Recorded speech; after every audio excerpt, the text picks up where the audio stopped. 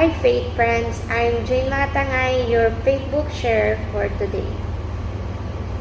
Our gospel for today is all about Matthew 5 verses 43 to 48. Ang aral ni Jesus na mahalin ang ating mga kaaway ay labis na hamon at tila imposible sa likas na damdamin ng tao.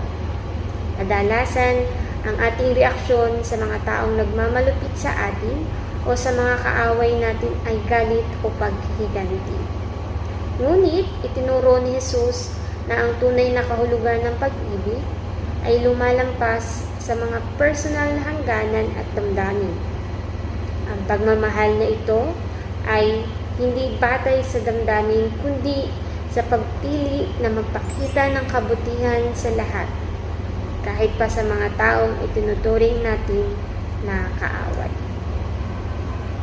Sa pamamagitan ng pagmamahal sa ating mga kaaway, pinatutunayan natin na tayo ay anak ng Diyos. Ang Diyos ay nagpapakita ng kabutihan sa lahat, sa mabuti at masama, sa matuwid at hindi matuwid.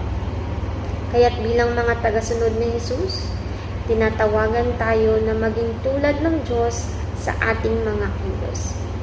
Ang pagmamahal sa ating mga kaaway ay isang paraan upang ipakita ang ating pagiging anak ng Diyos at upang maipakita ang kanyang kaluwalhatian sa mundo.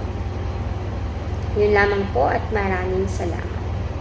Don't forget to click the subscribe button for our official YouTube channel, Facebook page, and you may also download the Facebook app and create your own account to get more connected to your faith. Thank you.